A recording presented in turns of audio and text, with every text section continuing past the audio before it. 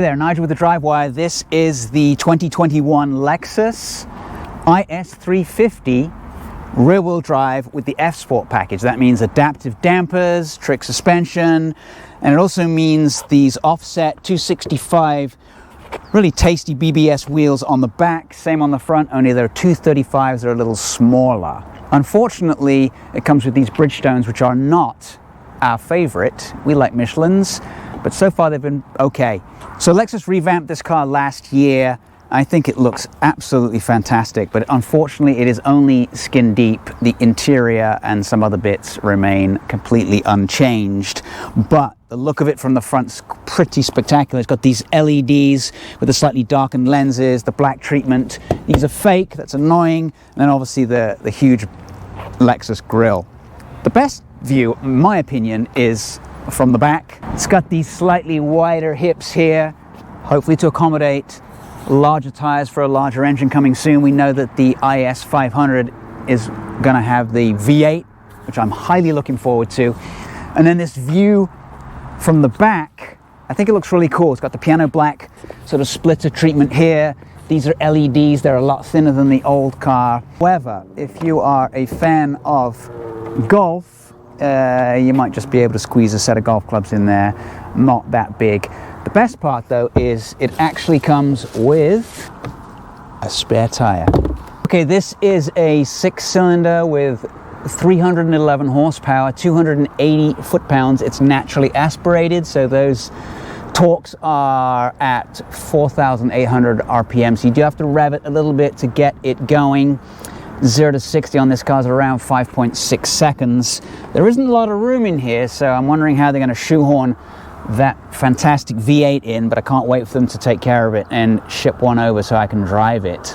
Do an 8-speed transmission because it's rear-wheel drive. You can get this in 4-wheel drive.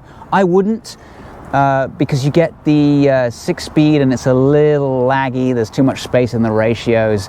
It's just not as enjoyable as a drive. And we drove one of those with the detuned engine a few weeks ago, and that transmission just doesn't work. So the 8-speed's the one to go for.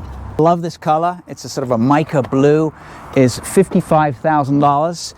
It's a tricky one though, because for $55,000 you could almost get an RS3 and you can definitely get an S3 and some change. So you make your mind up as to what you want. Solid reliability with the Lexus, or an Audi that might go wrong but is going to be bloody fast. So inside, the changes have not been quite as drastic.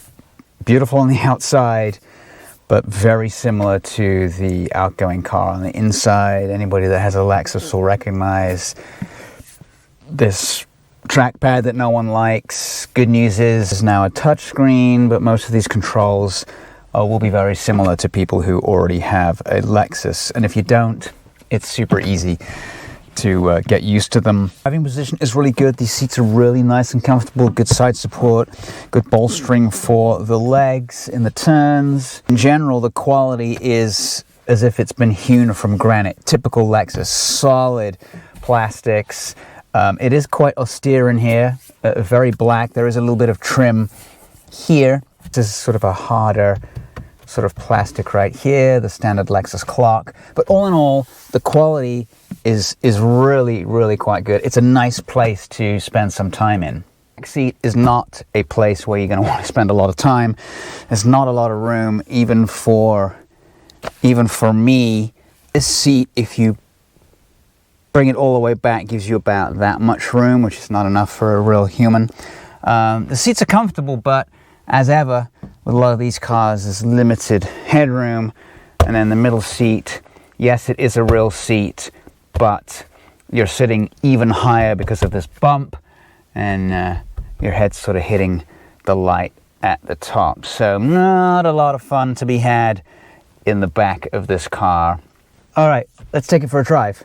I've been spending most of my time in Sport S, but I'm going to click on the custom button and see if that makes a difference.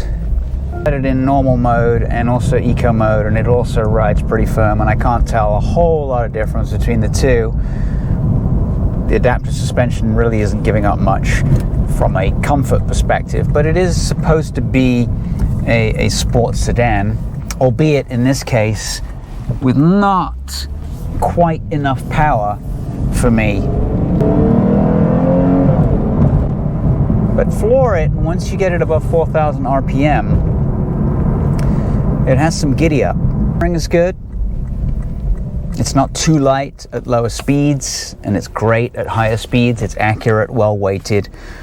Brakes are good, although they have felt a little lacking occasionally in some higher speed stops.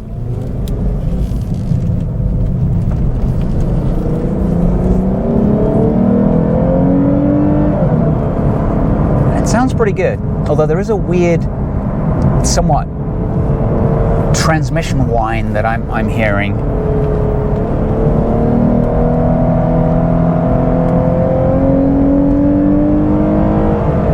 I like how it revs.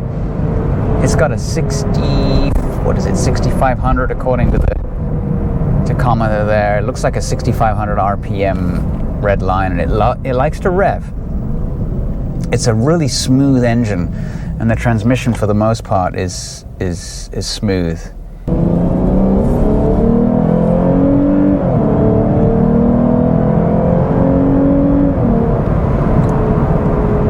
It definitely goes, but it just definitely doesn't feel like it's gonna forge on and feel ultimately super quick, because it isn't.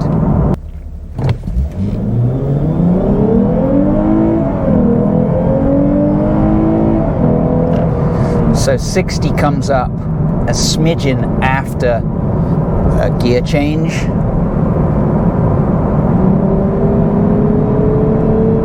But it's pretty good off the line. I remember the RCF that I drove.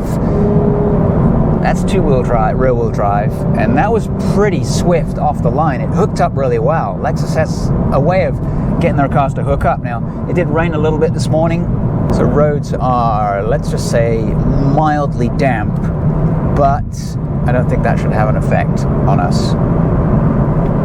It holds the road pretty well.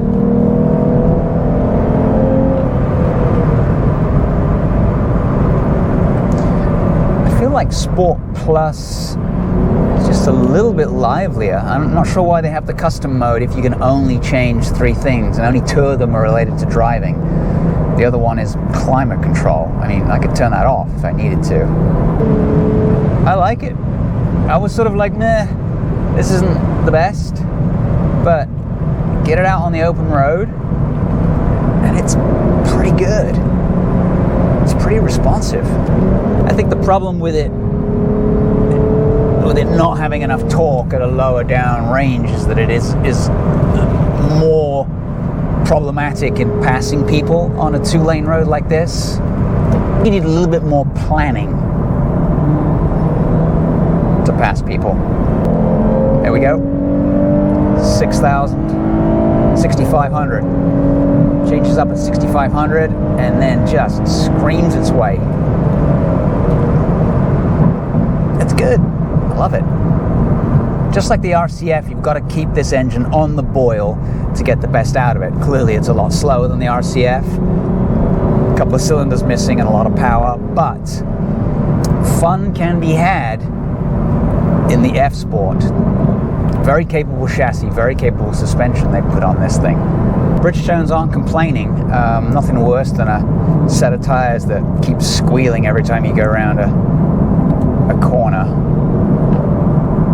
It's actually pretty good in the turns, though they feel a little softer than the equivalent Michelins. They don't quite have the bite under hard cornering. Thought I wasn't going to like it as much as I am. I'm not going nuts about it. All right, I'm going to use this as a turnaround spot here. Otherwise, 2 things will happen. I'll arrive at the Mexican border and I'll run out of gas. Neither of which I want to do today. Right, we're back. It's a pretty good test.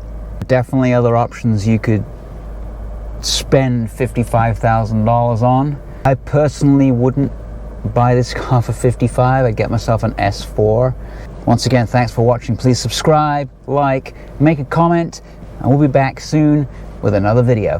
Bye-bye.